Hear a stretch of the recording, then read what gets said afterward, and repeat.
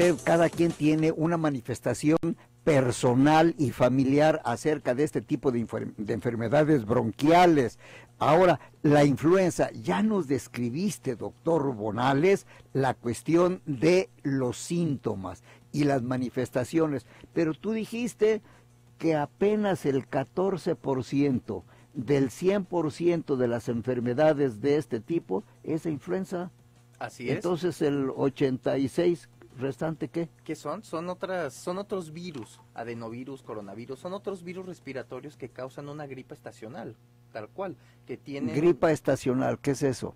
Es una enfermedad, bueno, se puede englobar como un síndrome en el cual tienes secreción nasal, tienes ojos llorosos, tienes algún pico de fiebre, pero que remite de manera sintomática, es decir, no necesitas ni antiviral ni necesitas antibióticos, simplemente con un analgésico, con reposo y abundantes líquidos en el lapso de 2 a 3 días, se pasa solo, ¿no? Remite solo, y es cuando entraban de repente las recomendaciones de casa en donde decías, tienes una gripita, bueno, cuídate en casa 2 o 3 días, tómate tu tecito, o sea, líquidos, tómate tu mejor, bueno, tu... sí, hombre, sí, realmente sí. lo dice la gente, o sea, así se refiere, ¿no? ¿Y qué es lo que pasaba con estas gripas estacionales? Pues que en 2 días ya dices, ya se fue, ¿no?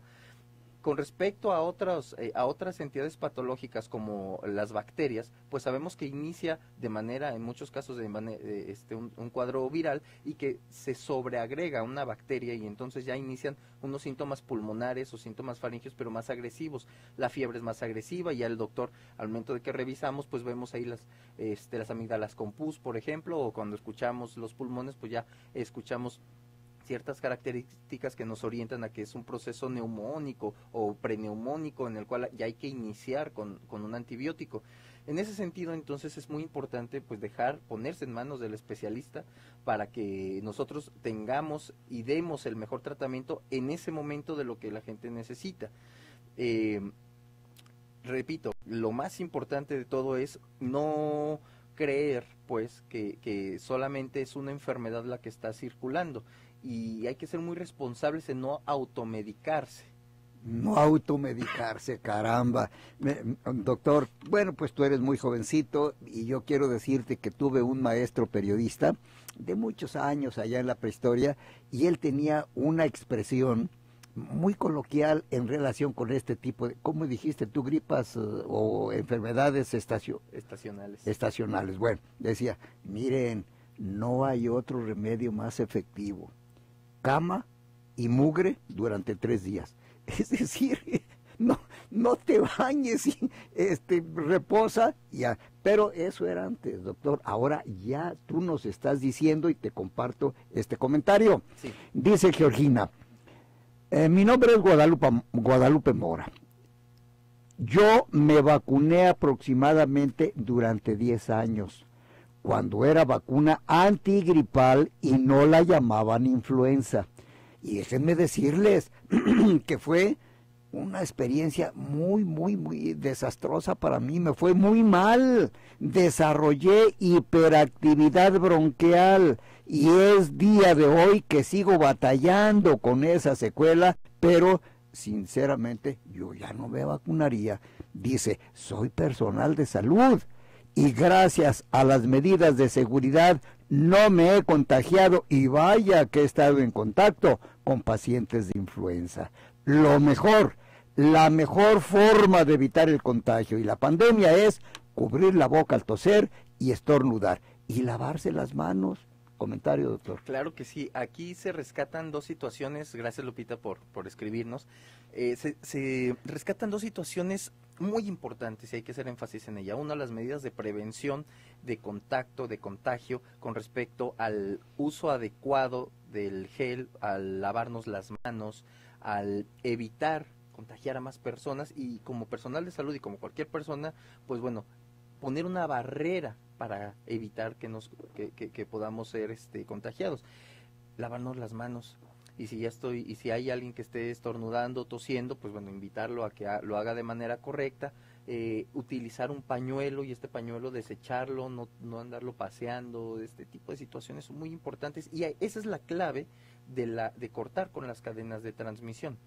La otra situación es la vacuna. Bueno, la vacuna, cada año se formula una vacuna con cepas distintas. Y es muy importante entender la vacuna. Lo voy a mostrar de una manera así muy, muy rápida.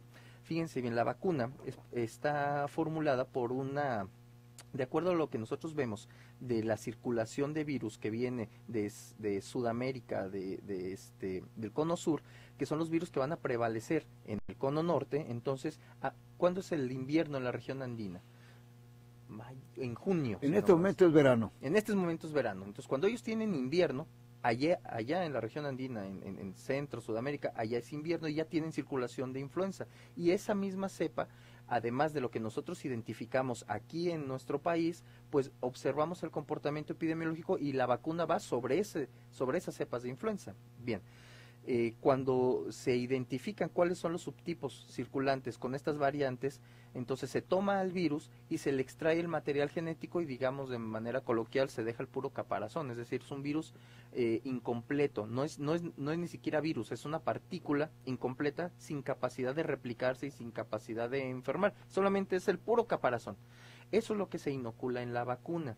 Las personas entonces, cuando se aplican esta vacuna, el cuerpo lo identifica como si fuera una infección real y emite una respuesta inmunológica real, porque para el cuerpo hay un agente extraño potencialmente infectante.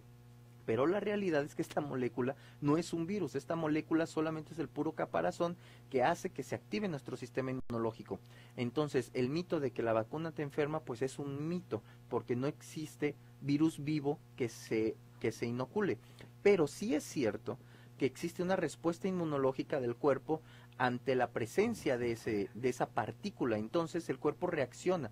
¿Les ha pasado que de repente dicen, siento como que me voy a enfermar?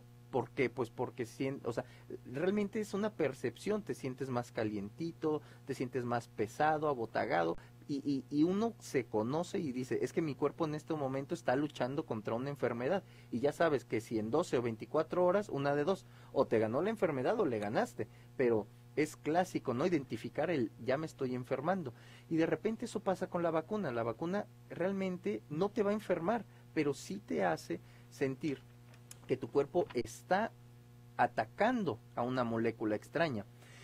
Hay que entender que tu cuerpo entonces genera una memoria inmunológica, la cual a partir de 15 a 21 días aproximadamente, dependiendo cada organismo, una vez que se aplica esta vacuna, entonces ya cuenta con la memoria inmunológica para hacerle frente al virus de la influenza con el que tengas contacto.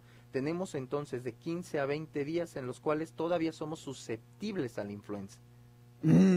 A ver, ¿cuál es el tiempo más oportuno para vacunarse? Pregunta. Es octubre, antes de que inicie la temporada de invierno, antes de que inicie la circulación. La mayor circulación de influenza, de cualquier virus y bacteria respiratoria, es cuando inicia el invierno, los frentes fríos, que a mediados finales de octubre, noviembre, ya en diciembre sentimos el frío, enero ya se supone que se debe ir templando, que este año fue atípico, pero realmente si los fríos más fuertes, los vientos de octubre, ¿no? y principios de noviembre, pues ¿cuál es la mejor época? Esa, antes de que haya enfermedades, antes de que haya virus circulantes. Entonces te vacunas para que cuando en noviembre o en diciembre ya exista una circulación de algún tipo de estos virus, pues tú ya estés bien inmunizado. Pregunta, dice, independientemente de la vacuna, ¿qué tipo de prevención puede adoptar un padre de familia, una persona normalita, para evitar ese tipo de males? Claro, yo tengo un bebé de 9 meses y yo soy el coordinador de influenza, entonces yo diario veo gente con influenza, diario, los reviso. Y mi bebé no se me ha enfermado y yo no me he enfermado. ¿Cómo le haces? ¿Cómo le haces? Mira, hay que lavarse las manos, Ajá. Hay que usar gel, hay que cubrir nuestras vías respiratorias en la mañana con una bufanda, abrigarnos, evitar los cambios bruscos de temperatura, alimentación adecuada, balanceada. ¿Qué es alimentación adecuada?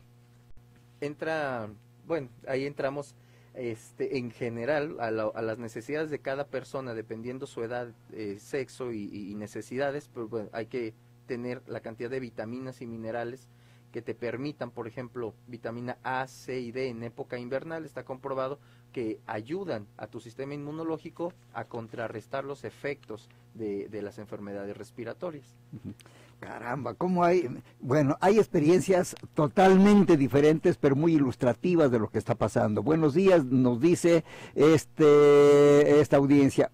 Gracias por la información, es muy útil. Díganos, doctor, ¿cuántos tipos de influenza existen? ¿Es mortal la influenza? ¿En qué ocasiones? Y nuevamente recalque sobre los síntomas, porque tengo miedo. Muy bien, mira, existe la influenza, existen 3 tipos, que es A, B y C. Los subtipos que circulan en nuestro país son los A y los B. Cómo se va dividiendo, ¿no? El subtipo A, entonces, el tipo A más bien tiene varios subtipos, entre ellos H1N1 y H3N2. El tipo B, que también existe, hay circulación. Bien, de estos mencioné 3 subtipos entonces. ¿Pero el C cuál es? ¿Es el mero mortal? No, el C no hay circulación y realmente es muy leve y no hay circulación en México. Y es tan leve que no llega a generar problemas en salud. El A y el B, el A tiene H1N1 y H3N2, el B, la vacuna cubre contra los 3, es importante, te cubre contra los 3, bien. El H1N1 sabemos que es una presentación clínica más agresiva y normalmente en personas con mayor susceptibilidad, como personas que viven con diabetes, con alguna enfermedad cardíaca, con obesidad, niños menores de 5 años, mayores de 60, esta combinación de H1N1 con estas personas susceptibles tiene mayor riesgo de complicaciones y de que se transcurra hacia una neumonía. El H3N2 y el B son virus menos agresivos, pero también en un cuerpo susceptible como estos que acabo de mencionar, estas comorbilidades, pues aunque realmente en una persona, digamos, sana no genera tanto problema, pues en alguien que tenga un problema de salud previo, una diabetes mal controlada, una obesidad mórbida, asma, por ejemplo, sí les llega a generar un problema mayor de salud. Oscar te pregunta, bueno, que nos diga en qué ocasiones es mortal la influenza. Después de una pausa, esta respuesta.